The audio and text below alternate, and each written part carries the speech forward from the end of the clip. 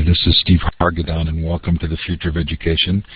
It is Thursday, March 29th, 2012, and our special guest is Dick Gale, who is the director of the Institute for Teaching at the California Teachers Association. Welcome, Dick. Thank you very much, Steve. It's great to be here. Really appreciate your coming on the show. The Future of Education is a Web 2.0 Labs project, and we appreciate Blackboard Collaborate providing this room. It is also the 5th anniversary of Classroom 2.0, which is a lot of fun for me. 65,000 members all talking about the use of social media and Web 2.0 in the classroom. We have some fun 5th year anniversary projects, including a book project. Go to classroom20.com, click on the book. We're looking for lots of contributions on how you're using Web 2.0 and social media in the classroom, and would love to have you contribute. Also, it's the 5th anniversary of our activities at ISTE and CUE, and ISTE Unplugged is now the umbrella for all that we do at the ISTE conference, which is at the end of June, including the all-day unconference the Saturday before, which is being rebranded Social EdCon. But we sure hope that you'll go to ISTE Unplugged to look for those fun crowdsourced activities. Coming up in April is our first of what we hope will be an annual Social Learning Summit, sponsored by Discovery Education. And we're still taking session proposals. These are 30-minute sessions, also on using social media and Web 2.0 in the classroom. I have a great set of sessions that have already been approved and are starting to appear on the website, sociallearningsummit.com. Coming up in October, our 2nd Future of Libraries Conference, sponsored by San Jose State University. October 3rd through 5. That's library2012.com or library20.com. And then our 3rd Global Education Conference, November 12th to 16th. Waiting dates still are 2 fun conferences that we are committed to, just haven't got dates for Gaming and Education and the Alternate Education Conference. Coming up on the Future of Education, next week Howard Rheingold talks to us about his new book, NetSmart. Fun to have Howard back on the show. Joseph Grini, one of the co-authors of Crucial Conversations and Change Anything, is going to come on and talk about vital behaviors and lots of things, Dick, that I think will be right up your alley. Appreciative inquiry, positive deviance. I'll make sure to lots check of fun there. Mm-hmm. Yeah, Jennifer Fox the week after that, to heck with the traditional content. Jennifer's very interesting. She wrote a book called Your Child's Strengths. She's been on the show before, and she started a school in Texas now on strength-based education. Also will be a part of our topic today. Mark Tucker will talk about surpassing Shanghai and the OECD tests results. Tracy Willen-Dalgenti on Society 3.0. On April 18th, a really fun early show in the day, John Hunter, the 4th grade teacher, will talk about his World Peace Game new movie coming out in advance of that new movie. Anyway, lots there. Hope you'll join us for another conversation. If you missed our conversation on Tuesday with Alec Koros, it is up, and the recording is up and available at futureofeducation.com. Really fun conversation on open teaching. Before that, David Warlick talked to us, Kathy Davidson on her new book, Now You See It. That was a really brilliant show. If you missed that show, I do recommend it. Mimi Ito as well, just fascinating interview with her. We had a panel on Seth Godin's Stop Stealing Dreams book. Anyway, lots up there in recorded form, more than you have any possibility of listening to, but pick and choose. We hope there's something there that's valuable for you. So now you get a chance to tell us where you're participating from. To the left of the whiteboard, look for the star. It's the 2nd icon down. You can click on it twice, then click on the map. Feel free to let us know the time and the temperature.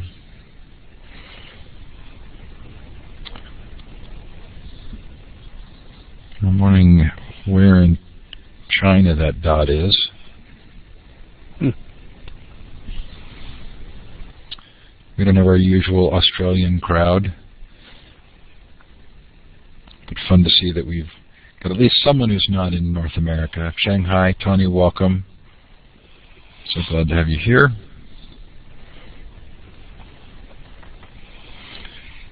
been a busy week, a little bit of a smaller group than usual, but we really appreciate your being here, and this promises to be a really fun conversation.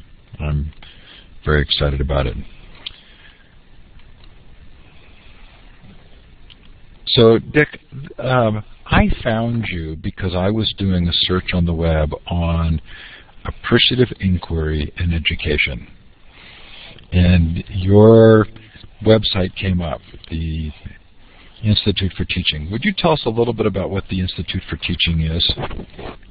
Sure, and can I say also, before we start, I'm just honored to be asked to participate in this whole project, and looking at the list of conversations that you've conducted puts me in awe. So thank you very much for including us. I'm glad we came up on your internet search as well, especially associated with a concept like appreciative inquiry. The Institute for Teaching is part of the California Teachers Association. We're part of the foundation arm of the California Teachers Association, which essentially is the state teachers union in California. We represent approximately 275,000 teachers in the state. And we're the foundation 501c3 arm of CTA. Been around since the mid-60s, and only in the last about 3 years have we started receiving dues money directly from our members who make contributions, voluntary contributions to the foundation. So we feel that our job is to be responsive to our members in terms of supporting them as classroom practitioners and giving them a sense that the union can also speak for teachers when it comes to the critical issues of pedagogy and the whole idea of real-world activity that they're engaged in on a daily basis. Many of our members, take for granted that the California Teachers Association will provide, consultation and services in the areas of negotiations and politics and, representation. But many of them also ask, where's our presence in terms of our, profession in the classroom? And so we hope that the IFT is giving them an opportunity to realize that we have support for the work that they're doing on a day-to-day basis. As a 501c3, in fact, we are not allowed to be involved in politics. And I know that many people who are in California automatically assumes that CTA is a political vehicle of some type, and we feel good about the fact that we're the classroom arm of our organization. So Peggy put a link in there for CTA. I put in the link for teacher-driven change, although as you and I just spoke about, that's actually your old website as of today because your newest version had some link issues. But certainly people can go there and we'll get information, and within fairly short order probably the new site will be up. I'm really interested in how these, if I were to categorize the types of conversations that are on your website and the projects that you're doing, strength-based thinking, teacher-driven change, appreciative inquiry, positive deviance, building cultures of success, I categorize those as somewhat forward-thinking, less accepted ideas. But you've self-identified the Institute for Teaching as the school reform arm of the California Teachers Association. Mm-hmm. Do you think most teachers understand the kinds of things you're talking about? Are you preaching to the choir, or do you end up having to educate teachers as well? Unquestionably, it's a little bit of both.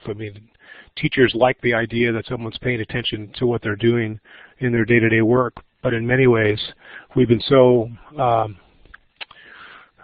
I hate to use this phrase, but it's actually true, especially in California, that we've been beaten down by the punitive nature of some of the state and federal laws that have dominated the scene since the early part of this decade, since the early part of this new century. And as a consequence, the ideas that we're putting forth in terms of strength-based appreciative inquiry ideas, people hear that stuff, and yeah, they have to be educated on it, but it also gives them a sense of hope. And many people who come to the training sessions that my partner and I conduct around the state do use that word in discussion with us afterwards, that the session kind of left them with a sense of hope that they could, not only regain control of the profession, but regain control of the whole narrative about how we're going to accomplish real reform in our schools. And that's very gratifying to us that we're making that conversation happen in a state as large as California. It feels like the discussions about teachers and students really move in parallel, right? So it's hard to imagine creating strength-based environments for students without having strength-based environments for teachers. Do you find that you have to convince administrators of these values as well? I think that's absolutely the case. And it is not to say that we can paint administrators or even teachers, certainly for that matter, with one broad brush. You know, there are certain people who've practiced in the profession over a period of years and chosen for a variety of reasons to leave the classroom and gone into administrative work or gone into support work. And for many of them, they have never lost that sense of what it meant to be a teacher and what it meant to be working directly with the students. But there are that other group that, again, those are the ones that are going to require education because they don't have that typical heart connection with the classroom and understand the value of what teachers bring to the table in terms of understanding the dynamics of what's going on, as well as being able to put forth ideas, especially from our point of view, strength-based ideas that will transform the landscape of the education, let's say, at that particular school. So, can I just add one thing? You can add as much as you want. You ask about a minute. Yeah, let me just add something about administrators. You know, our whole thought about the change process begins with a desire or an idea that is being talked about by a group of educators at a school or within a district that they want to change things. But as we go through our thought process about how we're going to have something that comes out the other end, one of the real thoughts that always enters our head is, do we have really the capacity to act during this process of change?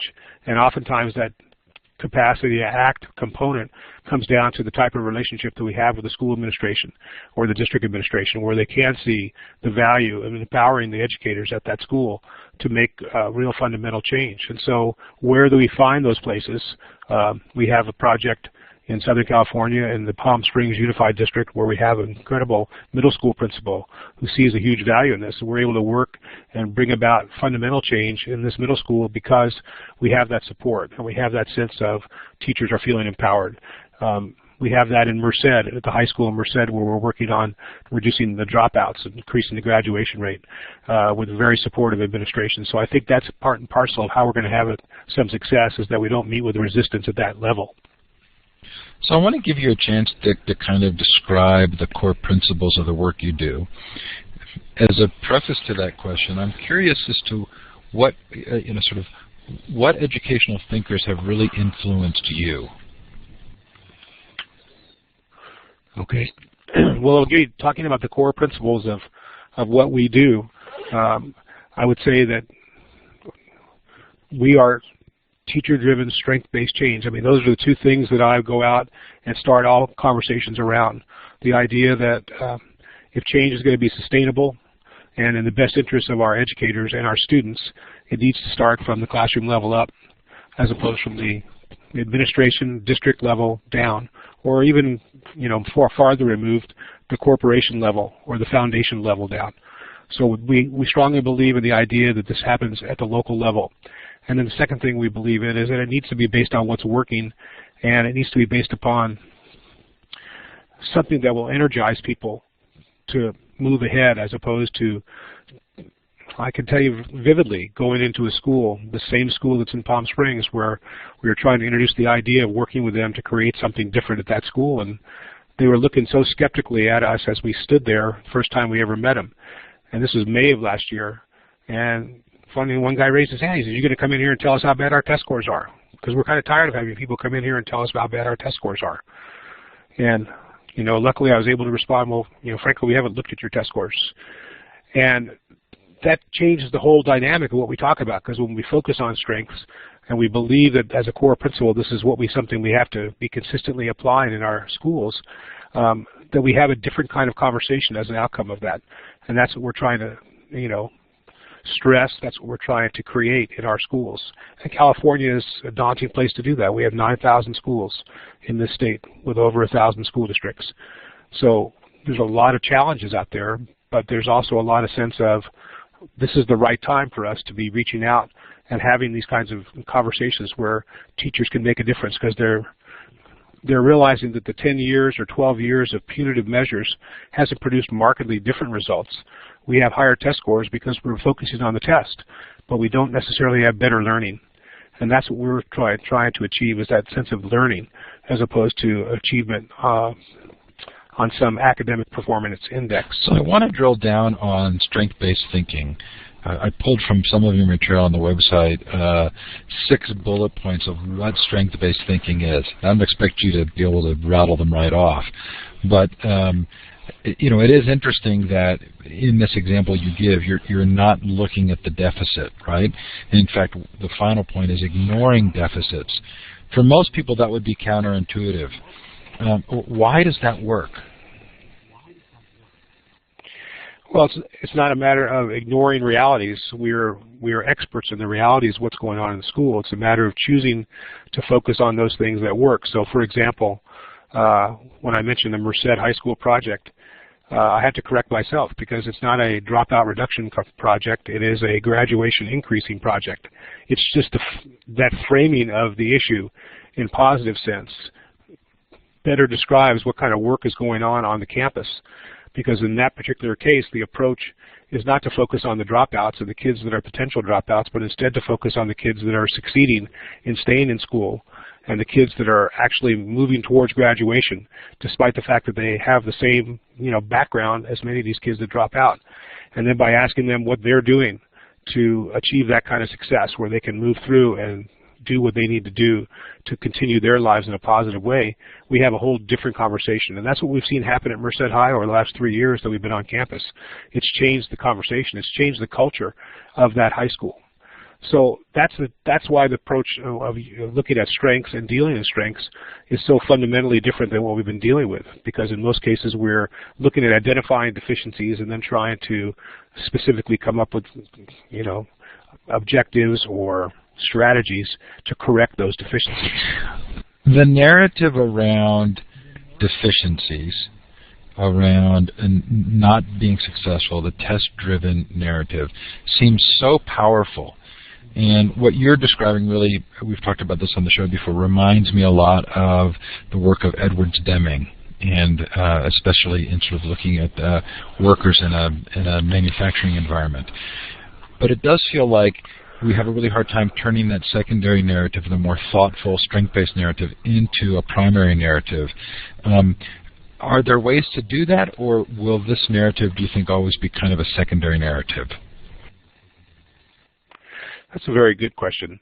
I think given the type of environment in which we find ourselves working, it'll be a secondary narrative, as long as we're focused on accountability and we worship at the altar of these numbers that can be generated, these test scores that can be published, these quantitative analyses of how many bubbles the student fills in correctly. And as long as we're dominated by that type of environment, both the state and national level, then I think will be a secondary thing. But I don't know that that's the permanent condition of the public education system, is that where we are today is where we're going to be, or where we have to be.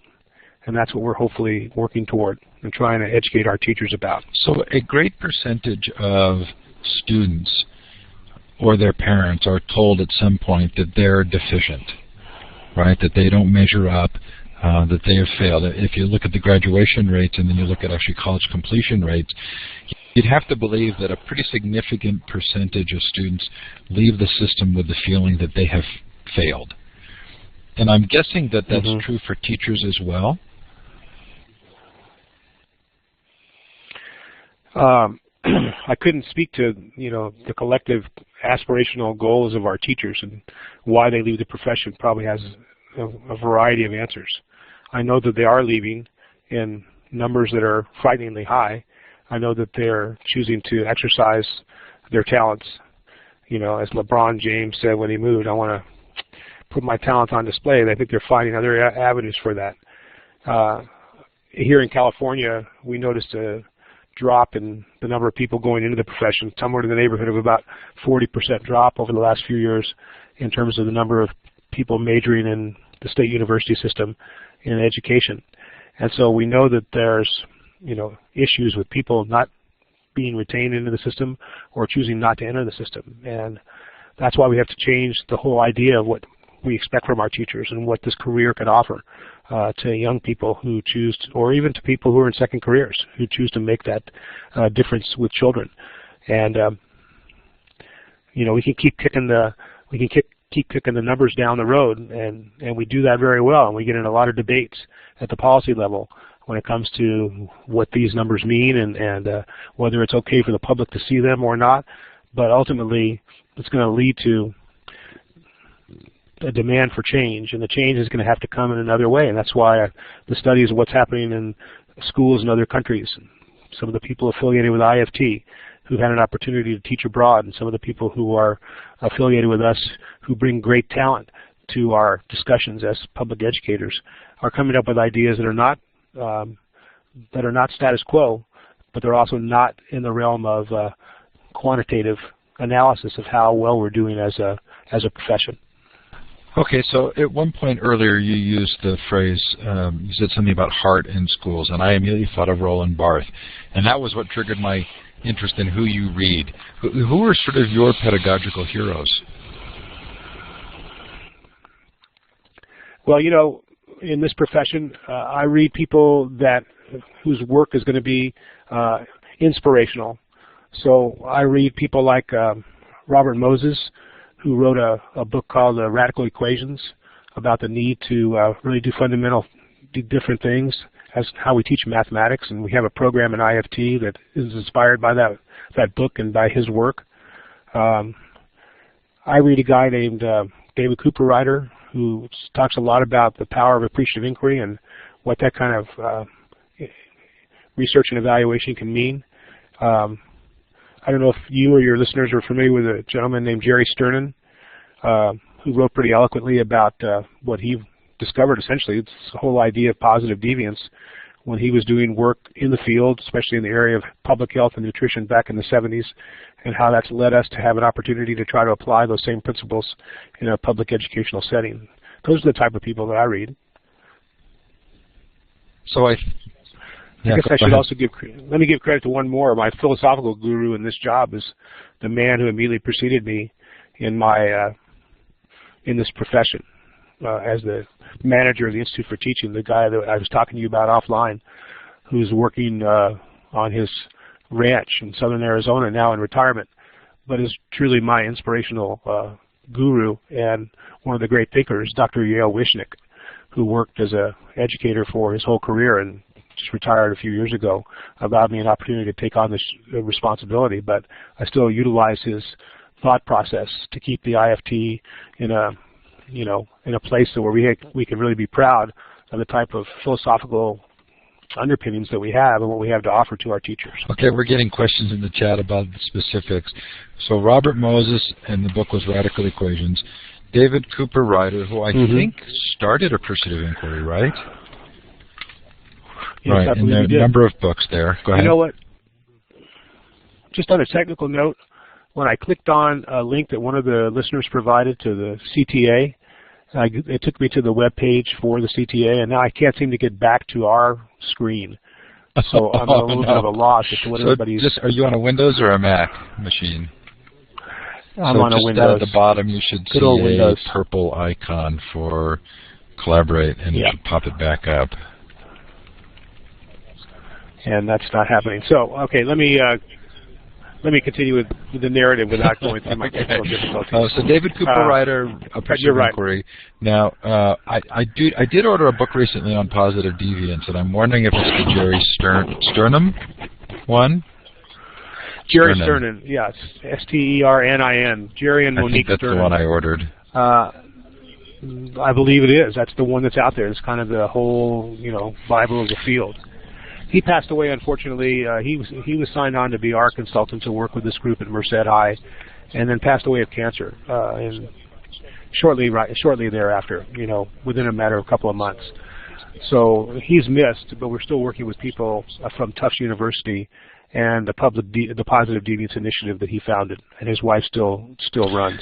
Okay, and then the final one was your predecessor, and can you tell us his name again? Yes, his name is Dr. Yale Wishnick, Y-A-L-E-W-I-S-H-N-I-C-K. He just published a book, and if I could, when I get back into my internet, I will be able to give you the name of that book that's out there, but it combines a lot of the philosophy that we put forth as an IFT. I'm sure that Peggy George in the chat will do some diligent searching for us. Okay, so let's shift into appreciative inquiry. Tell us what that is and how you see that being implemented in a school reform effort. Appreciative inquiry brings out some powers we believe that exist within any system. Again, bringing the focus on what's working. So let me give you a practical example of how we're trying to apply that principle in a change project. We're working at Desert Springs Middle School in Desert Hot Springs, California, which is in Riverside County near the Colorado River and Palm Springs. And it's a middle school that has 91 or 92%, I'm thinking off the top of my head, of economically disadvantaged students. So it's just high poverty level with a variety of racial background, but a pretty high poverty level across the board. They were in program improvement, which is one of the sanctions under No Child Left Behind. They were in year 6, which is pretty much as far down the list as you can go without the continue being in year 6 seems forever after that point. And so they've gone through various sanctions. They had changed administrators. They had, in fact, just recently halved the number of students in the school and opened a new campus not too far. So they went from having 1,500 6th, 7th, and 8th graders now having about half that number of teachers as well.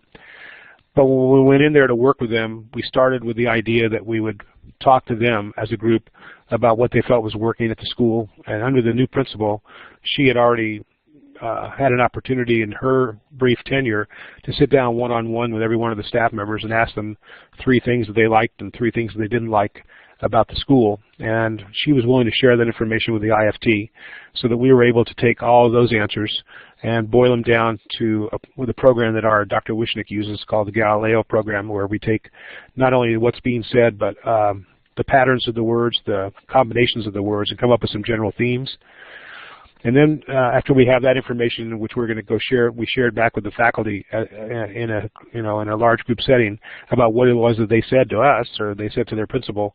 We then decided to use the same process on the students. So we took about 150 to 200 randomly selected students at that school, and over the course of 2 days we interviewed each of those students, asked them a series of 10 questions, and mostly focused on what is it about school that you like, what is it that makes you most interested, what is it that you find most gratifying when you interact with adults, those kinds of questions, and then took that same analysis where we fed all that information through our little system and came up with some basic themes, which then the group of teachers, who's our leadership team, which they were uncovered, by the sheer fact that we put out the all call and said, who at the staff wants to work with IFT on a project? And you know how that happens. Teachers are busy people, but some of them showed up. And then among those who showed up, 4 of them decided they want to be the core leadership team. And so it's among those 4 where we generated that information and that leadership. They presented to the entire staff. This is about a month ago. This is what our staff said. This is what our students said. Now what are we going to do with this information? And they proceeded to do what teachers do in a professional development setting. They started talking about what this information meant to them, how they were going to try to apply it. In fact, one of the exercises was, what are you going to do differently tomorrow with the information you've seen today? And we collected a whole bunch of very interesting comments from teachers about how they were going to be different the next day even at school. I'm going to stand at the door and I'm going to greet every student as they come in. Those kinds of things are tangible in terms of how they impact the culture of the school, and ultimately we hope to build on many of the ideas that they presented, but it's still going to be their plan. It's going to be something that they generated. It's going to be something that's going to come from themselves, and it will reflect their school's reality, so that we can't package this type of approach like appreciative inquiry and say, okay, we're going to create a binder and take it out to the next school and this is going to work for them too. I think we have to say this is an approach, if you're interested as a group of teachers, professionals, administrators, classified staff of working in this realm. Do you want to go on board for a trip together? This is where we're finding success. This is when we can get the teachers and administrators, and to have this journey that they believe strength-based, which will yield something differently than all the information that they've generated over the last 10 years about how crummy their test scores were. So those who are listening will recognize that that my invitation to you to come on the show is because you're echoing so many of the sentiments that have come out in the past 5 years as a part of what we've talked about. We've looked at sort of 21st century skills models where a committee gets together, has a very engaging conversation on what would be 21st century skills, and instead of pushing down that process of an engaged conversation, they push down the actual skill set with the expectation that people will just sort of comply with those findings. So what I hear you saying is that these processes are locally based, and that they are inclusive and often strengthened by the voluntary nature of those who choose to participate. Have I captured that fairly? Absolutely. I wish I was that eloquent. Yes, you have captured it very fairly. I'm just loving this. I'm soaking it up. And I'm trying to think, part of what I hear you saying is you can't package this and just expect others to do it. That in many ways, like democracy, this is about helping people create their own engaged conversations. That's our point of view, and that's what we think is going to make a difference. But like you say, the challenge is daunting when we have 9,000 schools out there in the public sector in California. And we're doing it one school at a time. But we're doing it in such a way that we're feeling like, there's a reason why this journey is worth the effort. And IFT is small, but we have money from our members to support this kind of work, and we're proud to be able to go out and tell the members this is how we're spending your dues dollars. This is delightful. Okay, I found a book on Amazon called From a Culture of Dependency to a Culture of Success. Could that be Wishnick's book? That is his book. I'll put the link in the next minute. Thank you very much. So then, I also we've spent some time here talking about positive deviance, but could you give an explanation of what that is and how that figures into this whole process? On positive deviance? Correct. So I'm sorry, is that the question? Well, my understanding is sorry, Steve. that's okay. My understanding is that positive deviance is looking for where something is working. Right, so an appreciative inquiry is in fact a form of seeking positive deviance, but focusing on what actually is working. But oftentimes it's a situation where everybody would expect there to be failure, and somebody is succeeding or some group is succeeding, and trying to figure out what is it that's actually happening to help them succeed. Correct. Let me give you a little bit of background. I need to step away just for 1 second.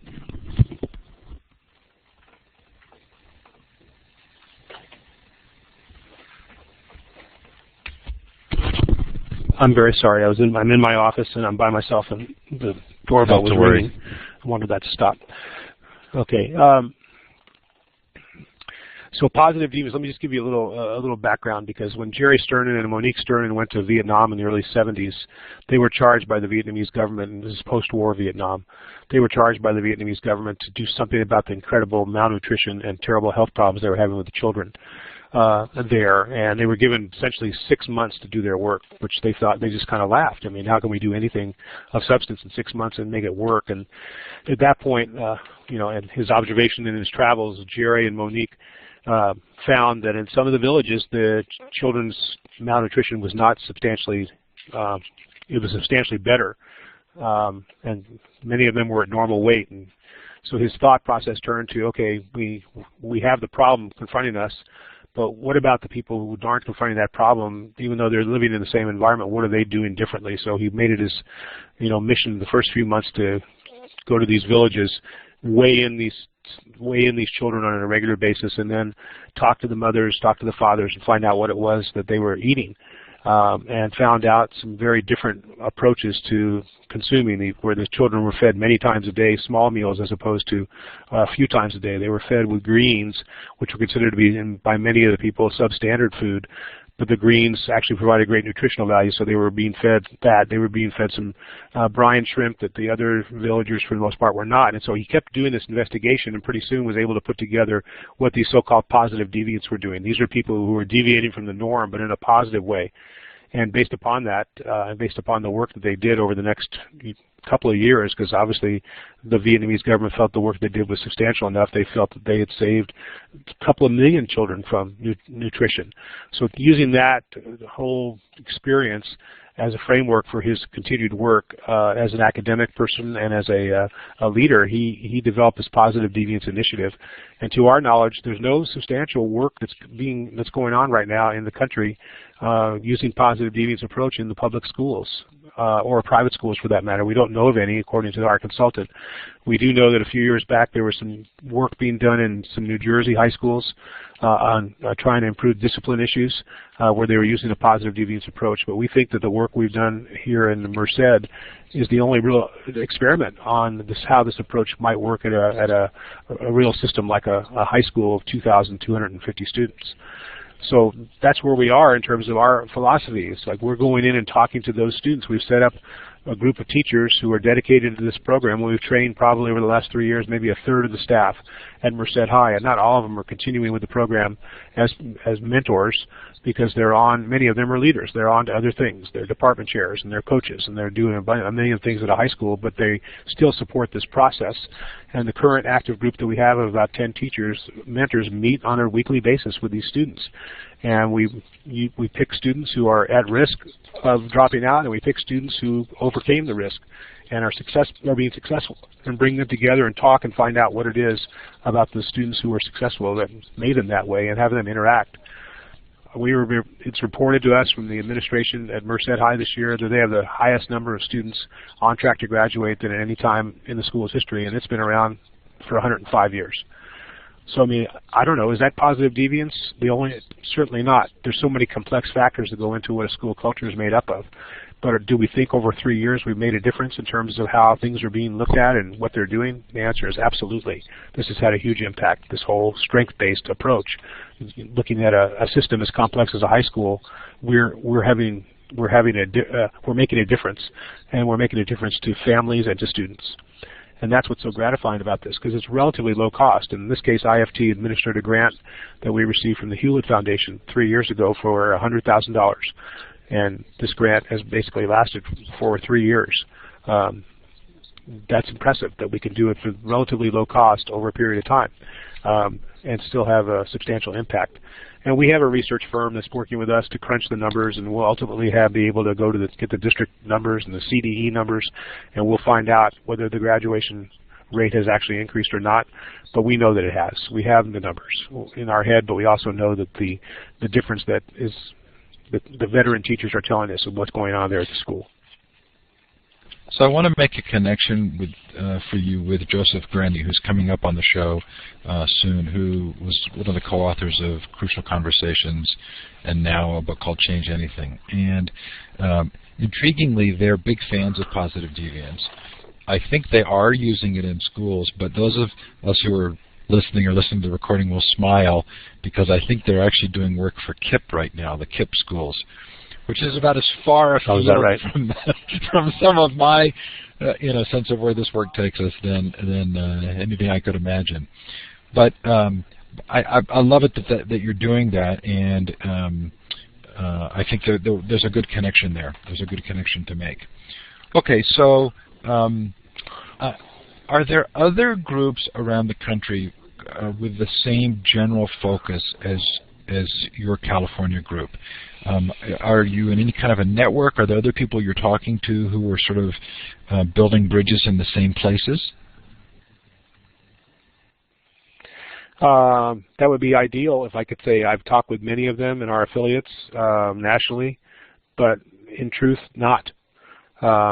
While this work does go on, and there's foundation work in a number of states where the Teachers Association has a role in that regard, we don't see this as being institutionally a very common thing amongst our statewide affiliates. We're affiliated with the National Education Association. Obviously, we don't represent all the states are all the districts in the country, but along with the AFT, the American Federation of Teachers, that's pretty much all the schools in the country. And there are certainly active collaborative efforts going on at a local level between teachers associations and school districts to do things differently, to be responsive to the idea of teacher-driven change. I see that. I know that that's happening, but I say it's more locally based.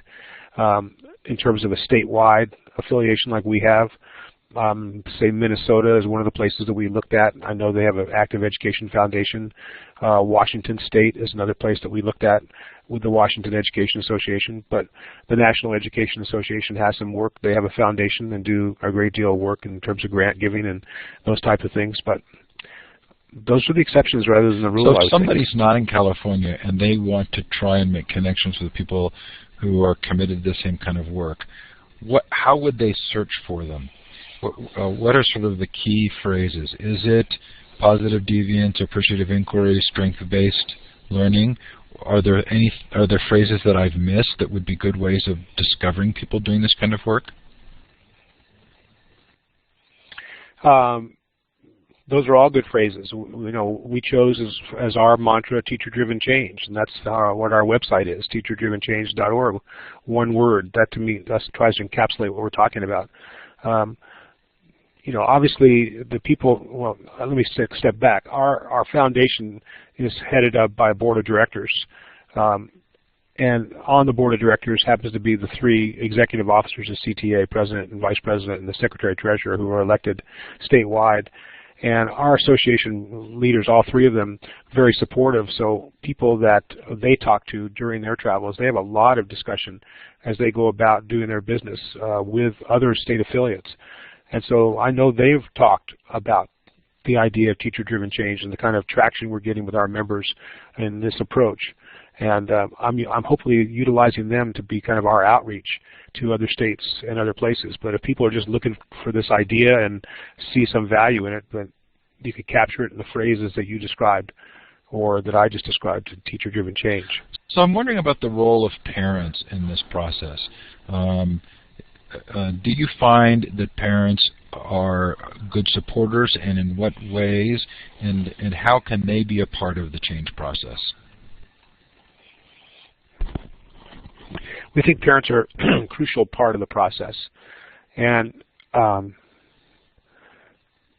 two ways that we've tried to institutionalize that as part of our IFT work. One is that when we score our grant applications, we have an annual grant program where we give educator grants up to $5,000 or chapter grants up to $20,000 to our members or to our affiliates to promote this idea of teacher-driven change and the idea that the local association has a role in promoting that. So part of our scoring matrix is on parent relations. I mean, community relations, parent relations are two of the 7 factors that we believe are part of the culture of success. And it's those 7 factors that we've put into a matrix that we use to score our grant applications. So we consider that to be a huge component, and that's something that we've institutionalized in terms of our scoring.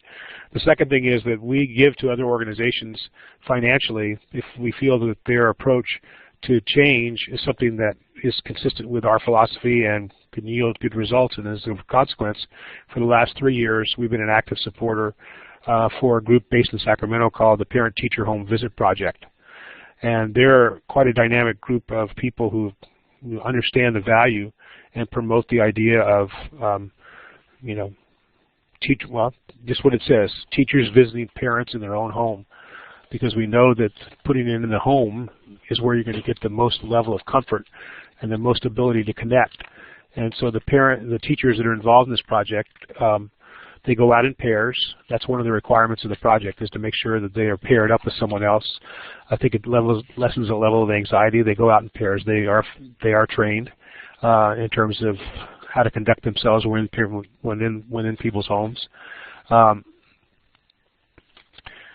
They're not targeted visits. We're not just singling out struggling students to get these visits. We want the visits to be widespread, so our whole focus is on trying to be inclusive, include all the parents in this. They're designed to boost, their success of their kids. So there's discussion about academics in the part of this process. And we compensate the teachers for doing this, for going outside of the school day to visit these parents. Those are essentially the 5 conditions that this program operates under.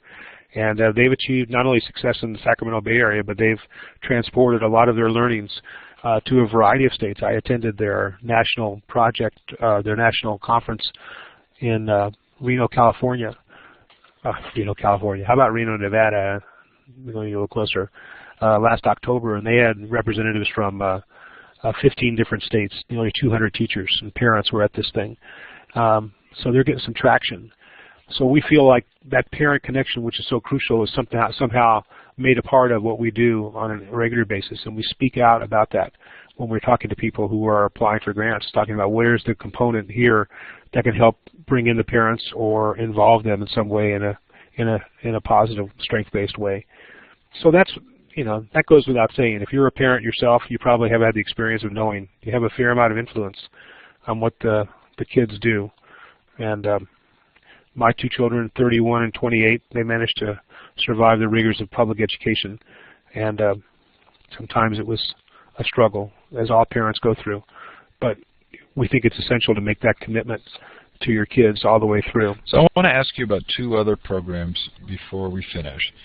I also want to invite the audience to ask any questions, which if you would like to ask Dick a question, you can either put it in the chat or you can raise your hand.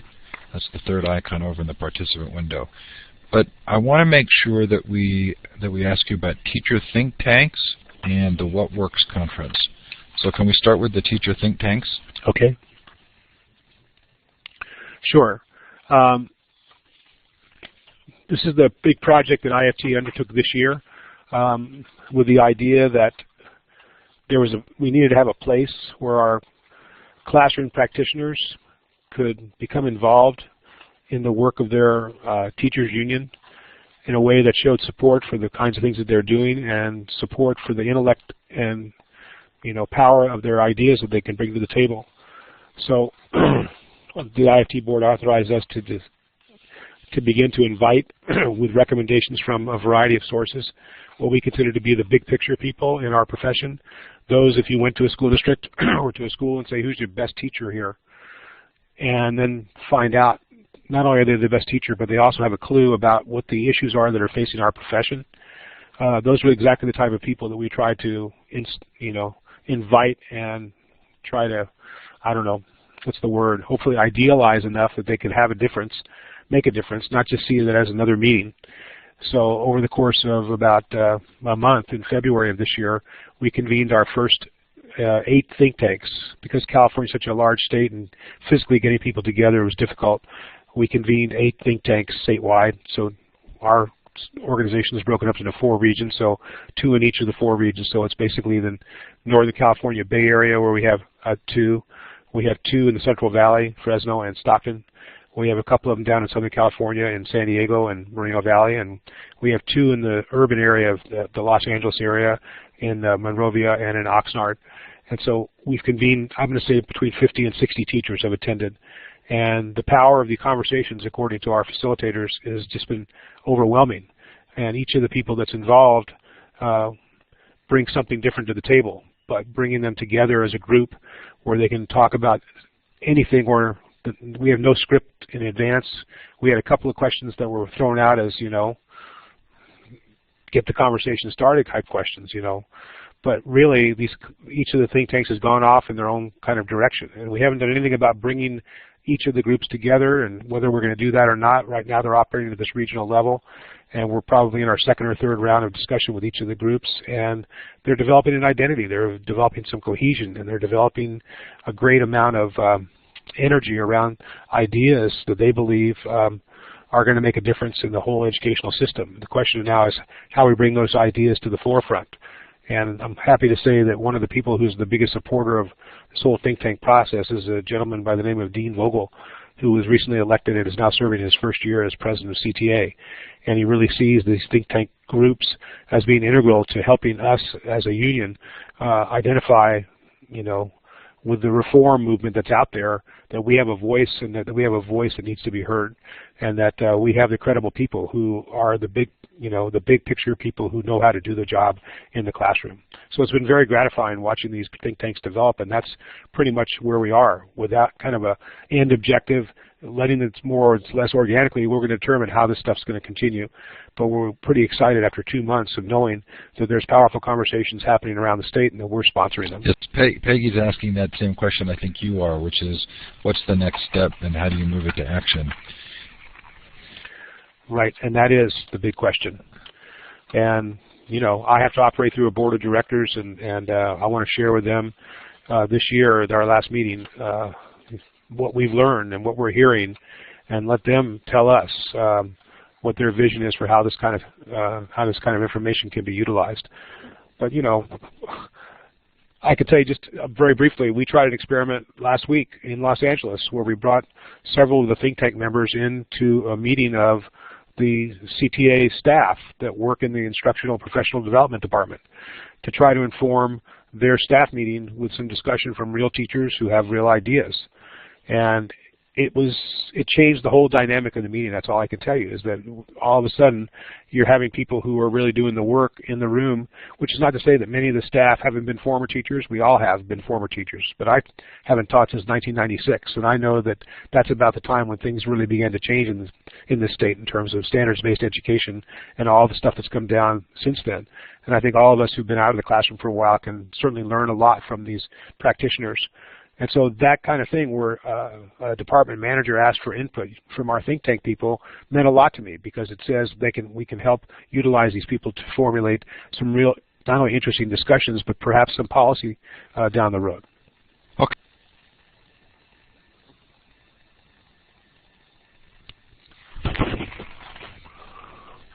So with only a few minutes remaining, what's the What Works conference? We did a What Works conference as an outgrowth of a grant that we obtained from the Packard Foundation a few years ago to promote early childhood education, believing that kind of foundational level of education is so important in improving the whole system as a whole. We formed an alliance with the Early Childhood Education Committee of our state council to work and to try to formulate strength-based ideas that can improve early childhood education. And because we didn't physically have the money to bring everybody together to share those ideas, we decided to do one of the virtual conferences. I'm sure you've all heard about the platforms that are out there to do a virtual conference, where we aligned people. We tried to get a practitioner, a researcher, and a policymaker, and we created these panel discussions with each different topic, but utilizing that perspective from each, so that you had someone who was a realist, who was performing the duties on the ground. You had someone who was able to talk about what we know in terms of the research world, and then you had someone who talked about how this might translate into a policy. We had a really good variety of people that signed up. Somewhere around 700 people signed up for that, and like any virtual conference, you do it at your own. You can either do it live, as you guys know, or we recorded everything, or you can go and into the archives and listen to it. But we tried to make it interactive. We tried to have, big speakers. We brought Mark Munger, our consultant from the Positive Deviance Initiative, to talk about what he could offer in terms of early childhood education ideas from a positive deviance perspective. We had the nurtured heart approach. We talked a lot about student resilience, and there was a great deal of happiness around the idea among the people who participated, that they liked the format. They liked being able to attend a conference in their pajamas and not have the expense, and they would do it again if that opportunity presented itself. So that IFT, we have our ideas out about possibly conducting another virtual conference down the road. But we felt that it was a really good culmination of about 3 years worth of activity we'd undertaken around early childhood ed in the state under this Packard grant. Okay, so we have just a couple of minutes left. If you have a question for Dick, please feel free to put it in the chat. Kay is asking, are you aware of the VIVA project? This is a teacher-based organization that is trying to influence education policy through teachers' voices. And can you spell that project? VIVA.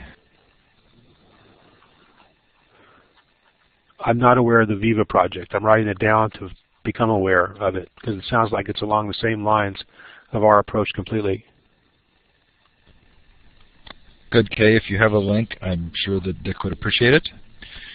If anyone else has a question for Dick, you can raise your hand using the raise hand icon, the third one over in the participant window, or putting it in the chat. Dick, I actually think that our community may have some value to you. So Classroom 2.0 is a social network for educators focused on social media, but we use the Ning networking technology, and it's a very good way to bring people together in an asynchronous discussion platform, meaning not live, not real time, but forum discussions and the like. And seems like maybe we could help kind of bridge whatever organizations are doing this kind of work, or help you become the bridge for kind of building a community of people who are interested in this. And I'm particularly interested if the audience has any sense of what might be a good phrase to use. Is it teacher-driven change? I actually think it's more than that, because I think there's student involvement and there's this local piece and positive parent engagement. I'd be interested if there was something more encompassing. Okay, the link we have for Viva is vivateachers.org. And there is, they have a teacher community on EdWeb, which is another social networking platform. Got it. And let's see. Peggy's also saying it could become a conversation on the Admin 2.0 TCal Ning site to reach administrators, and that's California-based. And that's there's a link there in the chat as well. Are you still not seeing the window for Collaborate? I'm good. I'm back on it. Good. No, I got it. Because I was going to say we could copy these and get them to you. No, I managed to re-navigate. Okay, we probably have time for one final question, if anybody has one.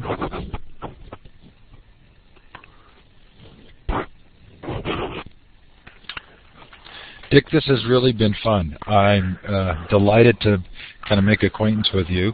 I think you've brought together a number of different threads that have been a part of our interview series in a really cohesive way, and I would love to find a way for us to be supportive of your work. I would love to join your community. I really am happy about being not only invited, but then realizing that the kinds of stuff that we're talking about are things that you've already discussed, and you have values that are compatible. So I will definitely continue to follow. I just want to make one follow-up, because we're talking about books, and we're talking about positive deviance. There's a book out there about that, but there's another book called Switch by Chip Heath and Dan Heath. And they refer to Jerry Sternan's positive deviance as the bright spots. So if you come across that phrase, bright spots, that comes right out of the second chapter of their book, of finding the bright spots, which they lead off with a discussion of Sternan's approach. So I don't know how. I know some people find that phrase positive deviance a little off-putting because it seems oxymoronic, but and so that's been an issue for us as we go out and try to spread the word on that. So if the word bright spots makes people a little more comfortable, that's another phrase that you might find support for out in the literature. Terrific. So those of you who've been interested in the topics. Okay, thank you. Are you still there? Those of you who've been interested in the topics, next Thursday, Joseph Grenny from Crucial Conversations and Change Anything will be on, and he will likely will be talking about positive deviance and vital behaviors. Jennifer Fox, who did write Your Child's Strengths and has started a school in strengths-based learning, will be on the 10th. Let's see if there are any other connections here with guests coming up. I think those are the primary ones. And Steve, these are all at the same time at 5 p.m.? Yeah, they typically are, although there are a couple of exceptions. But if you go to futureofeducation.com, it does list the times, and they're typically at this time. Sure. Dick, thank you so much for coming on. It's really been a pleasure. Thank you. Thanks, everybody. Kathleen, did you have a question, or were you My just pleasure. clapping?